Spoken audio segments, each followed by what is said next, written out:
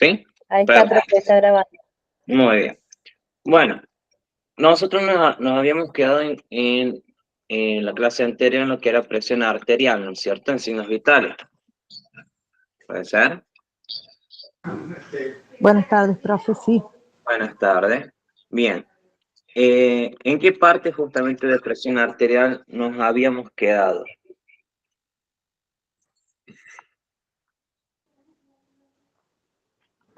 Ya habíamos visto la clasificación, los valores y cómo tomar la presión arterial y el concepto de hipertensión arterial. Lo habíamos visto todo ello.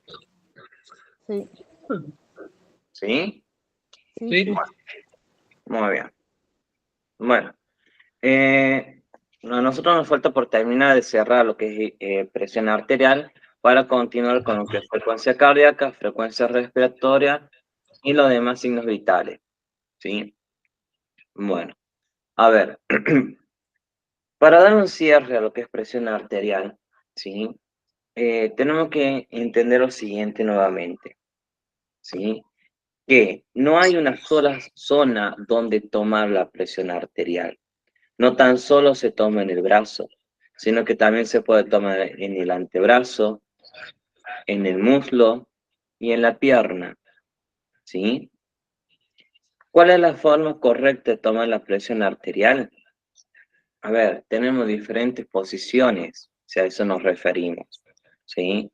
Tenemos estar sentado o estar acostado, ¿sí?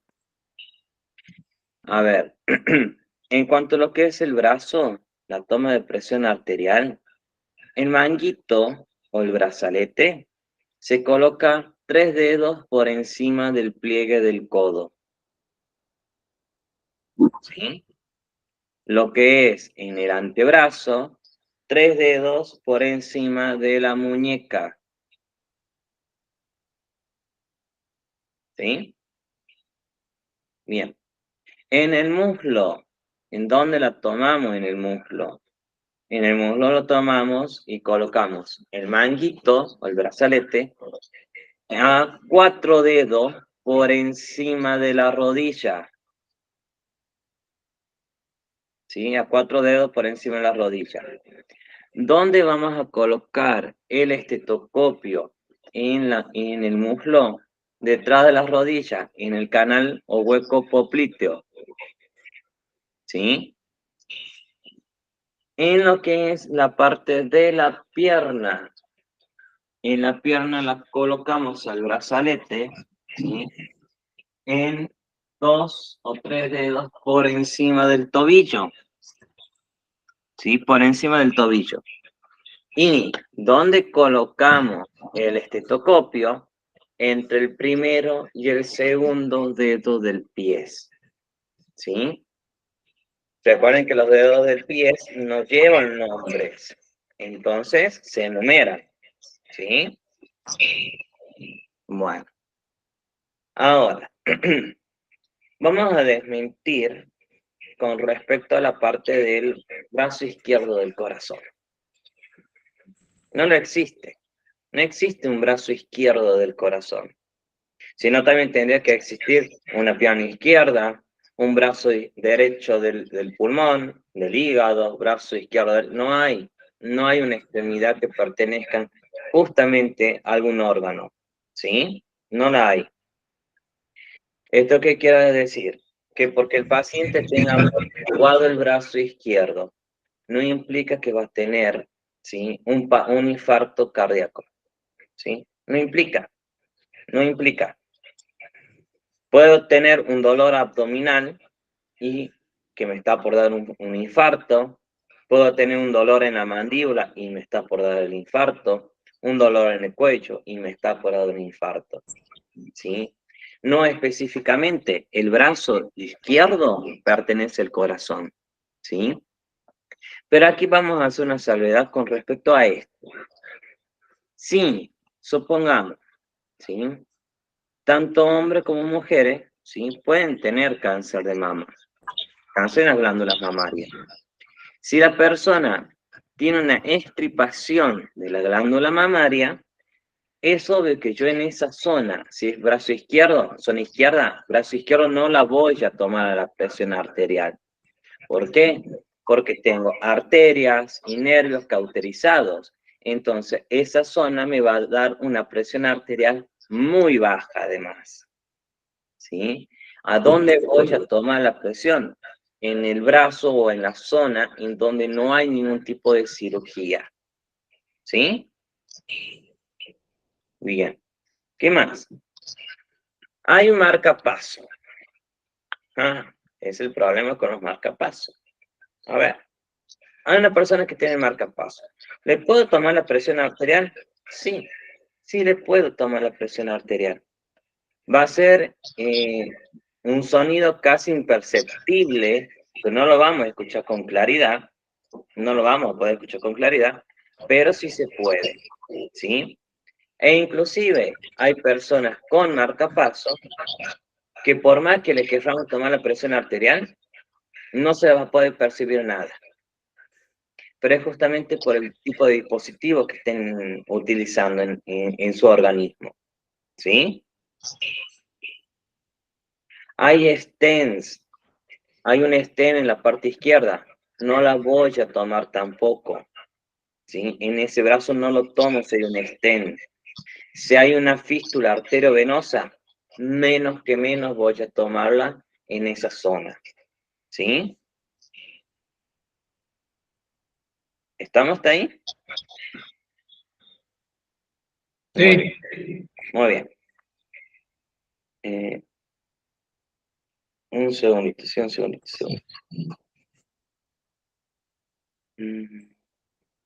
Bueno, ahora, no obstante todo ello, ¿sí? Tenemos que hablar ahora de los dispositivos. Nosotros el único dispositivo que tenemos para tomar la presión arterial es el tensiómetro o conocido como esfingomanómetro, ¿sí? Pero tenemos de dos tipos. Tenemos el clásico y tenemos el digital. ¿Cuál de los dos larga un valor más acertado? El clásico, ¿sí? El que viene con estetoscopio. Ese es el más fiel que podemos tener cuando vayamos a hacer la toma de presión arterial. El digital tiene sus errores y tiene sus fallas. Por ejemplo, viene Marcos y le dice a Gabriela que le tome la presión arterial. Gaby tiene el digital.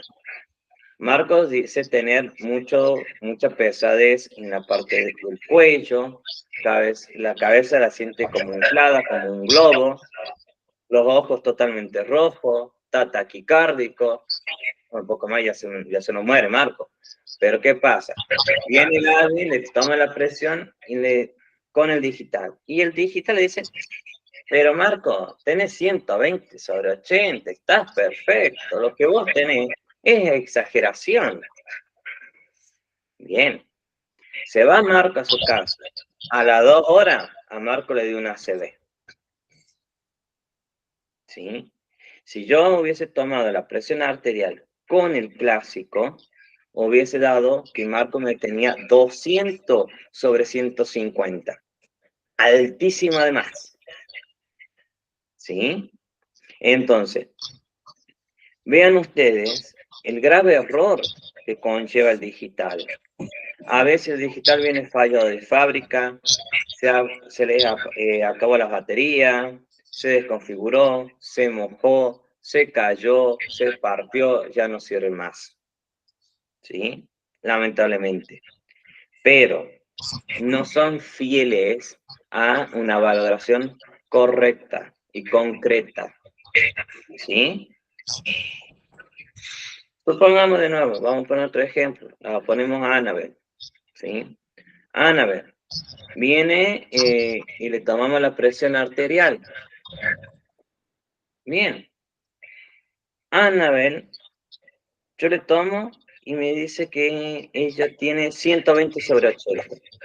Pero Annabel tiene una sudoración fría, está pálida, está con visión borrosa. Pero ¿por qué si tengo 120/80? No. Anabel me estaba haciendo una hipotensión arterial, ¿sí? Al punto de llegarme a un paro cardíaco, ¿sí? Entonces, yo lo que son los digitales, a ver, no es por desprestigiarlo, pero yo no comparto nada con lo que es la parte digital en cuanto a presión arterial, ¿sí? Es preferible que ustedes entrenen el oído, porque lo tienen que entrenar al oído, para poder hacer mucho más perceptible a los sonidos que van a escuchar con el estetoscopio, ¿sí? Mi recomendación, aprendan a manejar el clásico, aprendan, ¿sí? No es difícil, no es difícil. Es fácil, sumamente fácil, más fácil que el digital todavía, mucho más fácil. Lo único que sí, por ahí se les puede ir la válvula cuando estén sacando el aire, se les puede ir de más, se les puede ir de menos. Eso es lo único nada más. Pero eso con práctica, las veces que puedan tomar la presión, metan mano, aprendan, y esa es la única forma de saber tomarla como corresponde. ¿Sí? Bien. Ahora, entre toma y toma. ¿Sí? Supongamos que viene Marco de nuevo y le dice a Gaby, bueno, ya lo resucitamos, Marco viene y le dice a Gaby, Gaby, tómame la presión. Viene Gaby, le toma la presión y se distrajo porque Ana se largó una carcajada fuertísima, se distrajo Gaby y no escuchó bien. Bien. ¿Cuánto tengo que esperar yo para volver a tomar la presión? 5 minutos. 5 minutos cuando mucho. ¿Sí? ¿Por qué? Recuerden que ustedes están estrangulando la arteria. Entonces dejémosla que por 5 minutos se relaje, vuelva a su posición normal, lo que es el torrente sanguíneo vuelva a la normalidad. Entonces, en 5 minutos, yo vuelvo a tomarle de nuevo la presión a Marco. Yo ahí, ya a Marco le digo, sí, Marco, tenés 120 sobre 80 de sistólica sobre diastólica milímetros de mercurio. Listo. Marco ya se va con una sonrisa de oreja a oreja, chocho, y se va a seguir jugando al fútbol todavía. ¿Sí? Pero supongamos ahora, Marco, pobre Marco, hoy lo vamos a tener de ejemplo en todos lados. Vuelve Marco de nuevo. Viene de correr Marco. Y le dice a Vane. Más vale que no me pase nada, porque si no, No, esta vez no te pasa nada. Viene me está Marco de tirando. correr del fútbol, viene de jugar al Me está Tranquilo, estás en tirando. buenas manos. Viene Marco de jugar al fútbol, viene y le dice a Vane, Vane, tómame la presión porque me siento un poquito taquicárdico. Bueno, viene Vane y le toma. Le toma ahí en el momento. Y Vane se asusta porque le da una presión de 170. Wow, Marco, tenés muy alta la presión. Sí, pero cometió un error, Vane. ¿Cuál fue? El tomarle ahí nomás. Si alguien viene de correr o de caminar, ¿sí?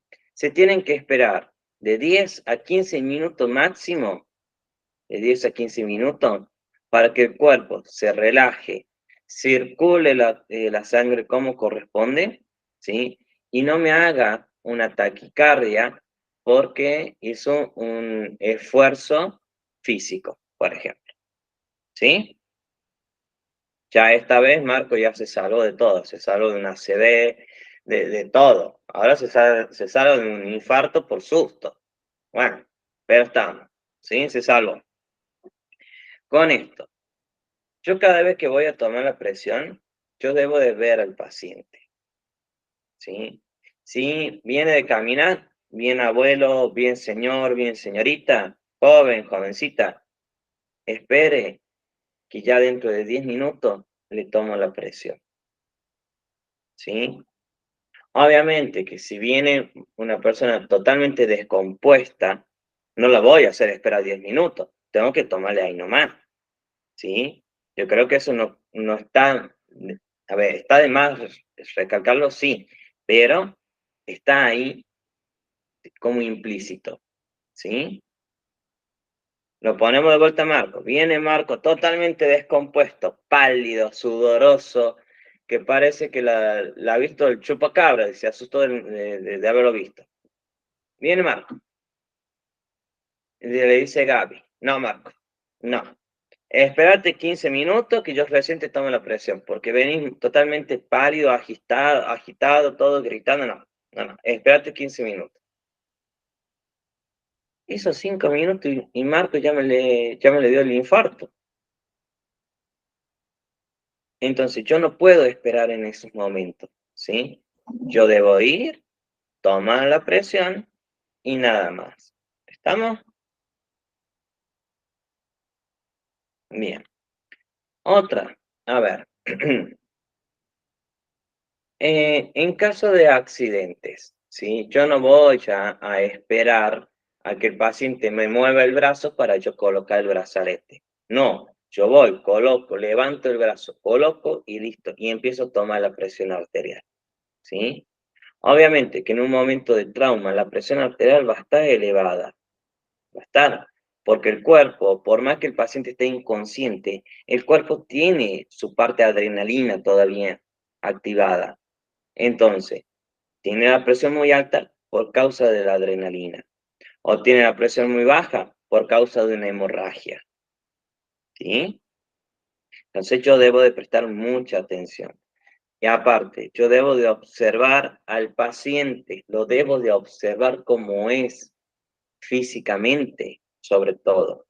Si es un paciente delgado, bien, le puedo tomar con el esfingomanómetro clásico común, se lo puedo tomar, sí.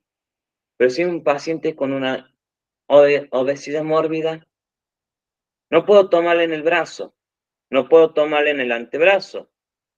¿Le puedo tomar en el muslo? No, no voy a poder. ¿A dónde voy?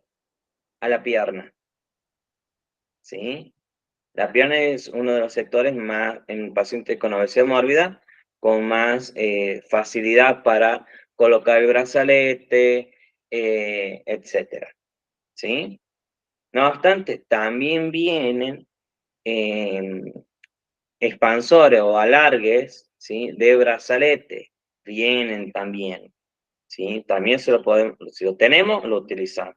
Si no lo tenemos, nos dirigimos a la pierna para tomar la presión arterial, ¿sí? ¿Estamos?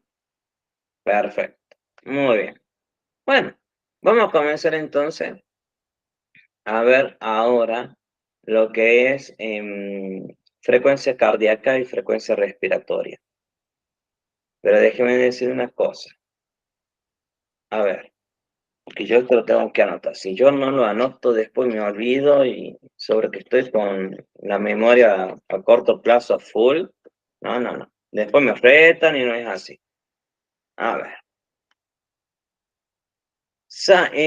Miércoles que viene 7.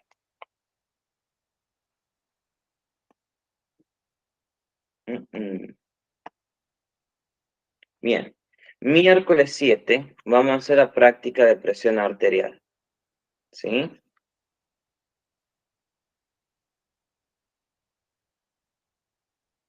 Miércoles 7 de agosto, práctica de presión arterial, ¿sí?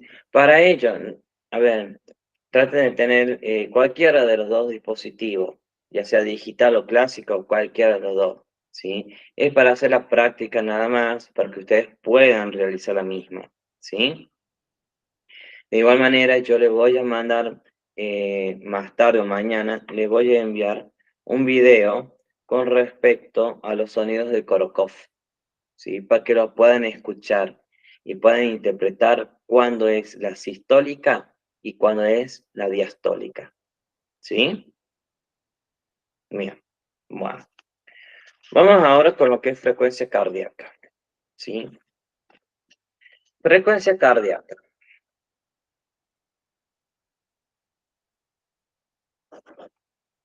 Bien, un segundito.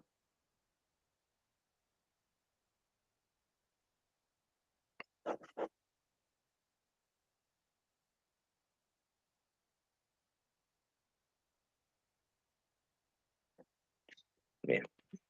Frecuencia cardíaca hace referencia a los latidos, ¿sí? Que existen en un minuto, ¿sí? Pero, ¿en dónde vamos a tomar los latidos por minutos? Y tenemos para tomar los diferentes puntos anatómicos, ¿sí? Tenemos el temporal, el carotidio, el axilar, el braquial que va a ser también conocido como humeral, el radial, el cubital, el inguinal, el popliteo, el tibial y el pedio, ¿sí? A ver, ¿por qué nos sirve a nosotros conocer todos los puntos anatómicos donde tomar las pulsaciones? Por el siguiente motivo. Supongamos que un paciente entra en un paro cardíaco. ¿Mm? No tengo pulso temporal, no tengo pulso carotidio, no tengo pulso axilar, ni tampoco radial, ni tampoco braquial, pero tengo pulso cubital. No tengo pulso inguinal, tampoco popliteo, pedio o tibial, pero tan solo tengo el cubital. Esto implica que el paciente todavía tiene una mínima esperanza de vida, ¿sí? Yo todavía lo puedo rescatar, lo puedo reanimar, ¿sí? Es por ello que es importante conocer los puntos anatómicos. Aparte de ello, supongamos que el paciente tiene amputación de los miembros superiores. No tiene los dos brazos. ¿Cómo voy a tomar yo el pulso si no lo puedo tomar en el radial? En el radial. Y me voy al inguinal. ¿Sí? Me voy al inguinal. Supongamos que el paciente es un paciente sin piernas. No tiene lo que es tibia y peroné de ambos miembros inferiores. Ni tampoco miembros superiores. ¡Ah! ¡Qué complicado! ¿Dónde voy yo a tomarla? En la parte inguinal. ¿Sí? No tiene la parte inguinal. Ahora lo vamos a descuartizar más todavía. No tiene la parte de no tiene los brazos, miembro superior. No tiene miembros inferiores. ¿Dónde vamos a tomar la presión? ¿Dónde vamos a tomar los pulsos? En el carotidio. ¿Sí? No tiene cabeza. ¿Dónde le vamos a tomar? En ningún lado, porque está muerto. Tampoco lleva simple lógica, ¿no?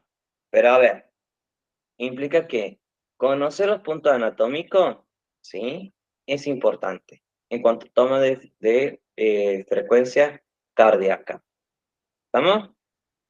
Cuando nosotros tenemos un valor normal de frecuencia cardíaca, tenemos que son entre 60 a 100 latidos por minutos, ¿sí? Y aquí nosotros tenemos las dos palabras, o una palabra que es muy usada, que es taquicardia. ¿Qué es taqui? Taqui es elevado, es mucho, y cardia hace referencia a los latidos cardíacos. Entonces, demasiado o alta frecuencia cardíaca, o alta o elevada, ¿sí? O elevados latidos cardíacos, ¿sí? Eso significa taquicardia. Y tenemos una contraparte, que es bradicardia. Bradi es poco o nada, ¿sí? Bradicardia. A ver, pocos latidos cardíacos, ¿sí? Pero ¿cuándo es taqui? ¿Cuándo es bradi? Taqui es cuando está por encima de los 130, 140 latidos por minuto. ¿Por qué? Porque me dicen, pero si el tope del valor normal era 100. Sí, pero ¿qué pasa? Normalmente podemos hacer 120 de frecuencia cardíaca y está dentro de los parámetros normales, porque implica que la persona tiene habrá hecho ejercicio en algún momento de su vida, tiene una musculatura, ¿sí? O de por sí, su propio corazón es de latir 120, ¿sí? Entonces es normal. Por eso digo, por encima de los 130, 140 latidos por minuto, ¿sí? Bien. ¿Y cuándo es bradicardia? Bradicardia es por debajo de los 50, 40 latidos por minuto. ¿Por qué no le digo por debajo de los 60 en realidad? Porque también recuerden que nosotros tenemos personas con hipotensión arterial normal, ¿sí? ¿Y qué implica esto? Que la persona puede tener latidos cardíacos bajos, pero andar de 10, andar como si nada, ¿sí? ¿Estamos? Profe, Diga, y los deportistas suelen tener menos de 60. Eso también. eso también, bueno, dependiendo también de qué deporte estén realizando, ¿no? Porque hay algunos deportes que van a necesitar una mayor oxigenación, por ende mayor frecuencia cardíaca, para tener una mayor presión arterial y poder así conllevar al ejercicio óptimo, ¿sí? Bien. Cuando nosotros tenemos por encima, por ejemplo, 180, 200 latidos por minuto, aquí nosotros ya no se llama taquicardia, se llama arritmia, ¿sí? Una arritmia cardíaca. La arritmia, ¿qué puede conllevar la arritmia? Al infarto agudo de miocardio, por ejemplo, ¿sí? Bien. Chicos, aguárdenme un segundito, ahí retomamos, ¿sí? Un segundito, aguárdenme. Chicos, ¿qué dijo? Más de 180 200 es arritmia cardíaca. ¿Y qué más? Hola. ¿Alguien escribió algo? Sí, que puede conllevar a un infarto. Ah, gracias.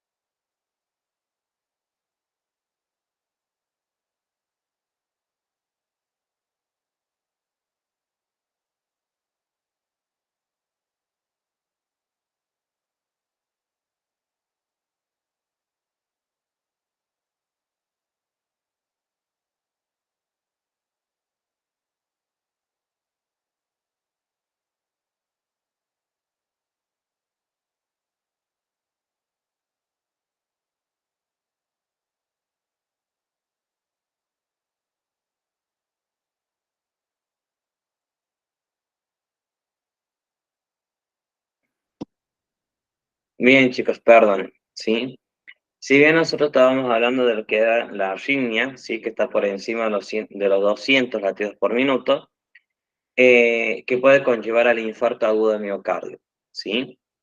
No obstante, también tenemos su contraparte que es la bradicardia, ¿sí? La bradicardia, cuando una persona tiene unos latidos de 10, 20 latidos por minuto, estamos en presencia de una persona con, eh, a ver, que me va a hacer en cualquier momento, ¿sí? Un paro cardíaco, ¿sí? La arritmia da el infarto agudo ya que es algo meramente mecánico. El infarto es mecánico. el paro cardíaco es de conducción eléctrica, ¿sí? Por ende, el paro cardíaco, si yo le doy una descarga eléctrica con el desfibrilador, el DEA, yo lo puedo reiniciar de nuevo el corazón. En cambio, yo al infarto, por más descarga que le haga, no lo puedo reiniciar. Entonces, ¿yo puedo hacer el RCP en lo que es el infarto? Sí, pero tengo que hacerlo hasta que llegue a guardia. De guardia se encargan los enfermeros para trasladarlo, al quirófano, que tiene que ser intervenido quirúrgicamente. ¿Sí? Bien. Bueno, no obstante todo ello, eso es lo que es frecuencia cardíaca. ¿Cómo la obtenemos, la frecuencia cardíaca? Muy simple. Tomando el pulso, ya sea en la parte radial, carotidia, ¿sí? o inguinal, y contar cuántos latidos hay en un minuto. ¿Sí? Esa es la versión más larga. La más resumida, contar cuántos latidos cardíacos hay en 30 segundos y multiplicarlos por 2. Y la más resumida de todas es utilizar el saturómetro u oxímetro de pulso, que en el mismo, aparte de figurarnos la saturación, nos figura la frecuencia cardíaca. ¿Sí? ¿Estamos? Muy bien. Vamos ahora con lo que es frecuencia respiratoria.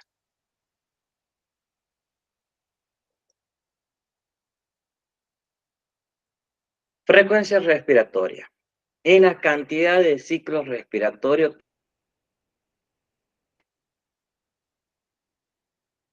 Voy a repetir. Frecuencia respiratoria, la cantidad de ciclos respiratorios que existe en un minuto. ¿Sí? ¿Qué es un ciclo respiratorio? Es una inhalación y una expiración continua. ¿Estamos? ¿Qué más? Dentro de lo que es la frecuencia respiratoria, nosotros al valor normal lo conocemos como eupnea. E-U-P-N-A. Eupnea. ¿Sí? ¿Cuándo es eupnea? Cuando el paciente tiene de 12 a 20 respiraciones por minuto.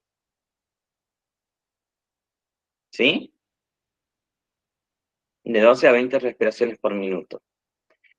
Después nosotros tenemos, de vuelta, lo que es el sufijo nea y el prefijo taqui. Taquipnea. ¿Sí? Taquipnea es lo mismo que yo diga hiperventilación. ¿Sí? Porque es una frecuencia respiratoria acelerada. ¿Estamos?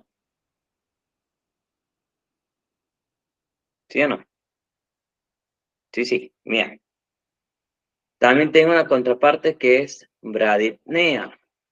¿Sí? La bradipnea es cuando tengo baja frecuencia respiratoria.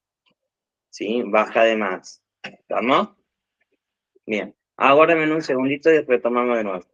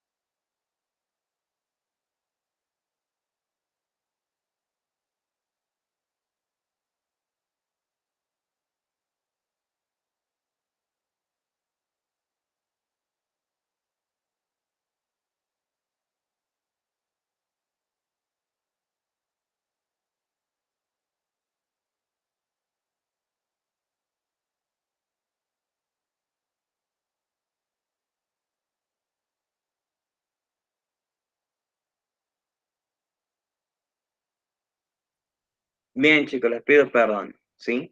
Continuamos. Como les dije, nosotros tenemos taquipnea y bradipnea, ¿sí? Brady, poca frecuencia respiratoria, ¿estamos? Pero no obstante, la bradipnea, ¿sí? Me va a hacer una disnea. La disnea es una dificultad respiratoria. Por más que yo haga un mínimo esfuerzo, me levante de la silla, vaya a buscar un vaso, que hago 5 pasos, me quedo sin respiración. Eso es una disnea, ¿sí? Y todos habrán escuchado de la famosa apnea. La apnea puede ser la ausencia total o parcial de la frecuencia respiratoria, ¿sí? Ausencia total o parcial de la frecuencia respiratoria. ¿Por qué? ¿Por qué le digo parcial? Porque mayormente la apnea la habremos escuchado siempre en lo que es la apnea del sueño. ¿Qué pasa? La persona deja de respirar por un segundo o 5 minutos y vuelve como con un ronquido fuerte, vuelve a respirar, ¿sí? Eso es la apnea, ¿estamos? Pero, ¿cómo la vamos a tomar a esta? ¿La frecuencia respiratoria es modificable? ¿Se puede modificar? Sí. ¿Y cómo la tomamos? ¿Con la mano? ¿Solamente con la mano? Sí, con la mano. En el hombre, en el tórax. En la mujer, en el abdomen. ¿Por qué esa diferencia?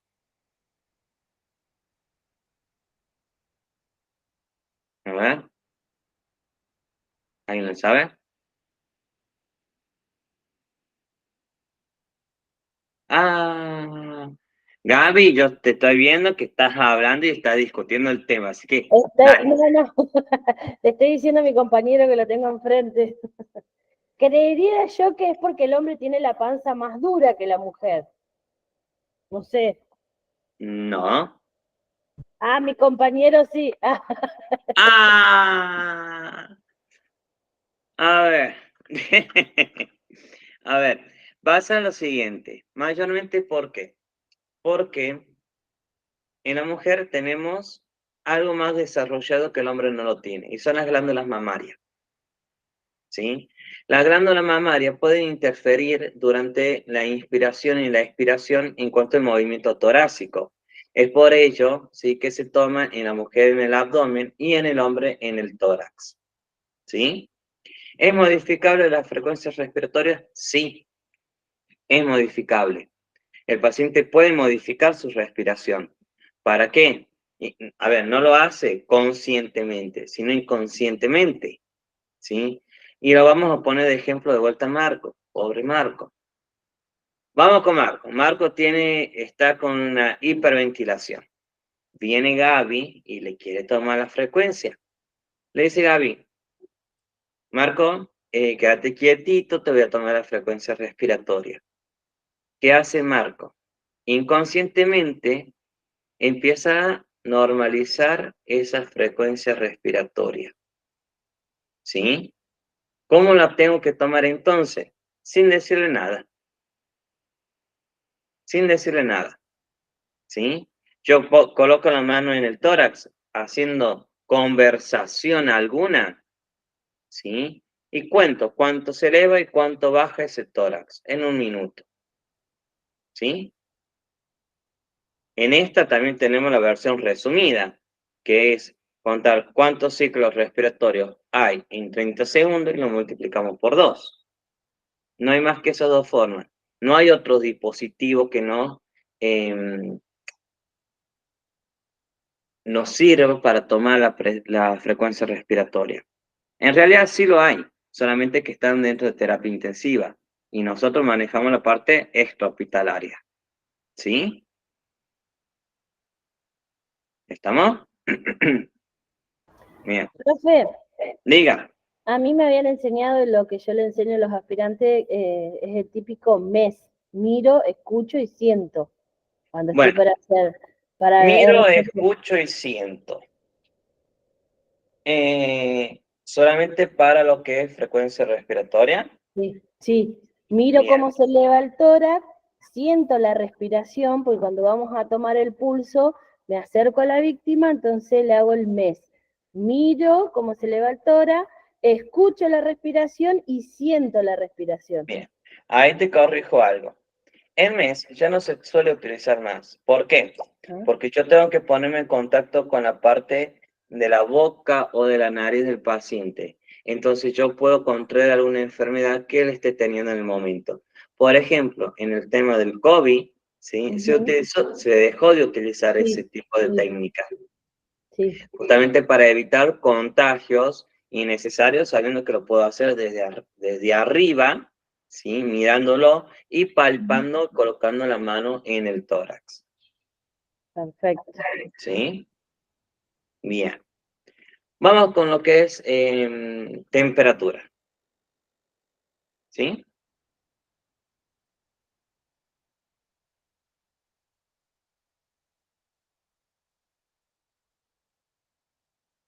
Bien. Temperatura. Temperatura hace referencia al calor interno nuestro, ¿sí? Que está producido ya sea por la sangre, por infecciones, glóbulos blancos, etcétera, ¿sí? Y nosotros la podemos cuantificar y medir a la temperatura. ¿Qué pasa? ¿Cuál es el valor normal de la temperatura? Entre 35 a 37 grados centígrados. De 35 a 37 grados centígrados, ¿sí? Pero ustedes me dirán, pero profe, yo me acuerdo cuando mi mamá me tomaba y me decía que 37 grados ya era fiebre. Sí, se modificaron los valores, ¿sí? Hace 10, 15 años se modificaron todos los valores habidos y por haber. ¿Estamos? Todos los valores. Se implementaron valores nuevos, que son de 35 a 37 grados centígrados. ¿Cuándo es febrícula? Que tenemos un estadio previo a la fiebre. La febrícula. 37,5 a 37,9. ¿Sí? Después tenemos un estado febril, que es la fiebre, la famosa fiebre. ¿Cuándo hay fiebre? Cuando tenemos de 38 grados a 39,9. ¿Sí? Y después tenemos dos palabritas que tenemos. Hipertermia, mucha temperatura, perdón, mucha temperatura. ¿Cuándo es? Cuando tenemos por encima de los 40 grados centígrados, ¿sí? Nuestro punto inicial son 40 grados, por encima y tenemos más todavía, ¿sí? Tenemos mucha hipertermia. Y su contraparte, la hipotermia. La hipotermia es cuando la persona está al punto de congelación, de congelamiento. ¿Cuándo es hipotermia? Cuando tenemos por debajo de los 34 grados centígrados. ¿Sí? Aquí. Vamos a ir hablando de una en una. Sobre todo de la hipotermia, primero. La hipotermia, ¿sí? Puede conllevar a la congelación de la persona, ¿sí? No obstante, ¿por qué se puede dar una persona hipotérmica? Y por diferentes factores. Pérdida de sangre, una hemorragia, por ejemplo, ¿sí? Va a estar hipotérmico. Porque ha estado en contacto con el agua helada, la ropa mojada, ha tomado contacto directo o estuvo a la intemperie en plenas heladas, ¿sí? Todo eso conlleva la hipotermia. ¿Estamos?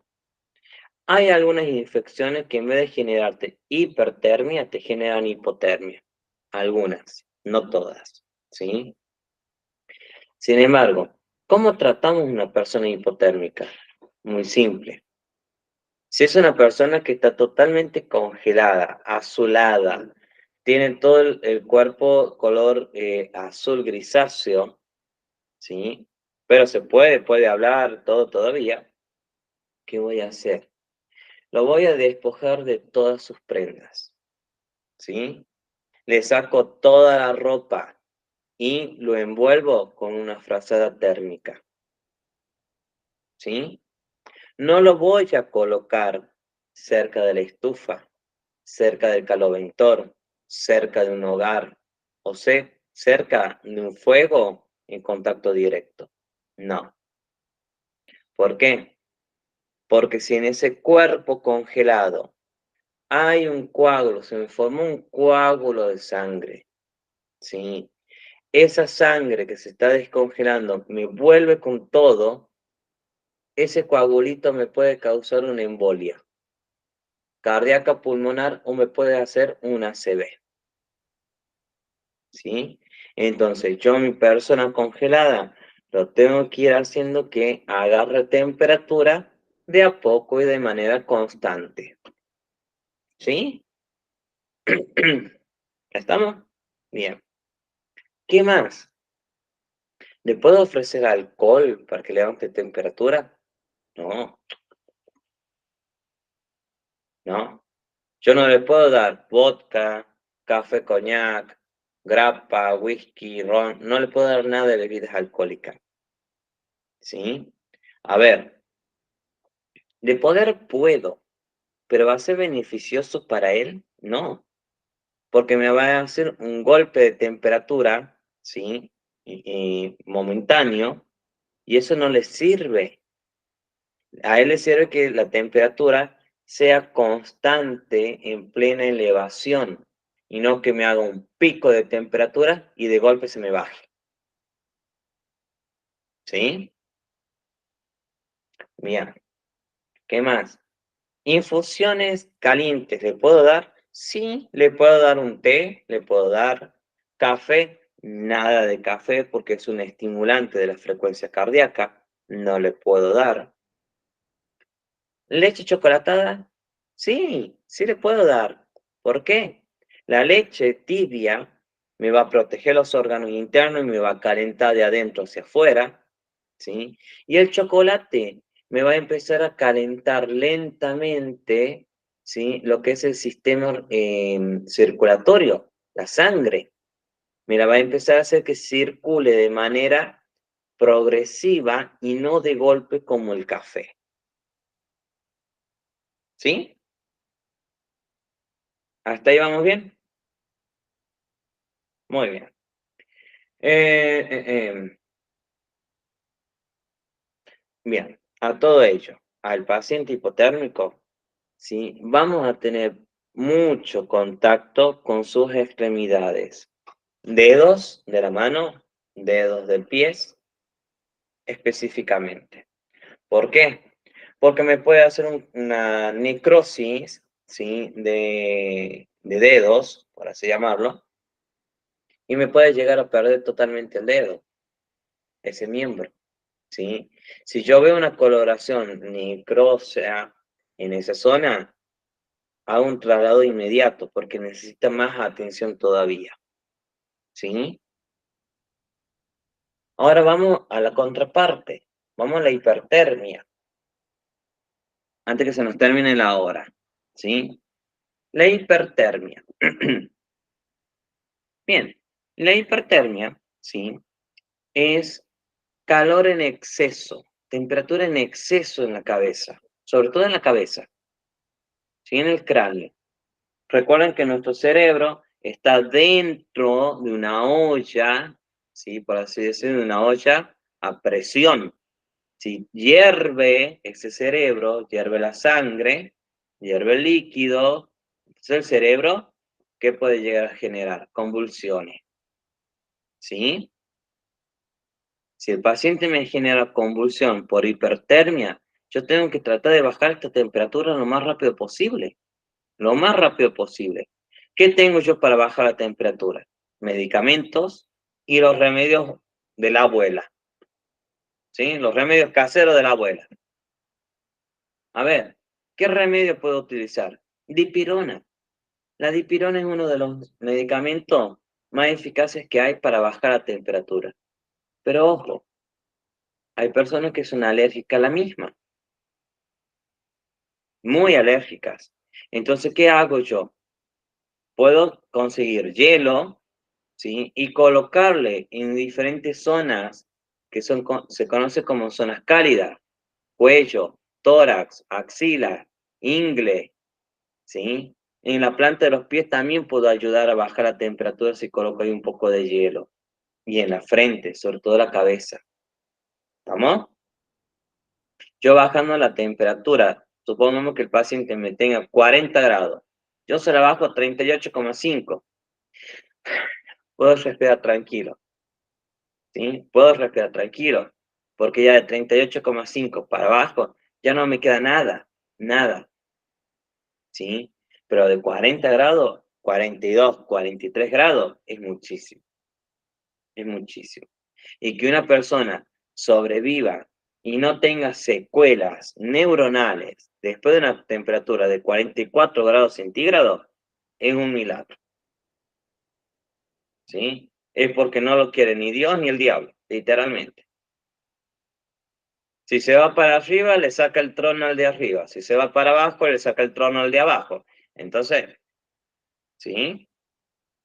Bien. Bueno. ¿Cuáles son los remedios más caseros? Los trapitos de agua fría en la frente, en el cuello, en las axilas, en el tórax, en la ingle, ¿sí? ¿Qué más? ¿Cuáles otros remedios caseros? Vinagre de alcohol, pañitos con vinagres de alcohol. En las mujeres se coloca por debajo de la glándula mamaria, por debajo de los senos, baja la temperatura de golpe. En los hombres se lo coloca en los testículos, ¿sí? El pañito de alcohol de vinagre, baja inmediatamente la temperatura. ¿Sí?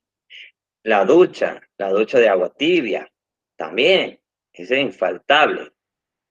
¿Sí? Ese es infaltable. Bien, bien chicos. Bueno, escúchenme con atención. Miércoles 7 tenemos la práctica de presión arterial, ¿sí? Vamos a hacer esta práctica, vamos a hacer la de frecuencia cardíaca, ¿sí? Y, bueno, en la frecuencia respiratoria vamos a contar cada uno entre nosotros cuántas respiraciones hay en 30 segundos y lo multiplicamos por 2, ¿sí? Y vamos a ir viendo. Muy bien. Así quedamos. Nos vemos entonces el próximo mes, si Dios quiere, literalmente. Sobre todo, cuídense. Mañana es 1 de agosto. Feliz inicio de mes. Coman la ruda, tomen la ruda como se le cante, pero tomen la ruda. Tomen ruda. ¿Sí? No permita que se enfermen. ¿Estamos? Muy bien, chicos. Nos vemos entonces la semana que viene. Chao, chao. Chao, profe. Buena Nos semana. vemos.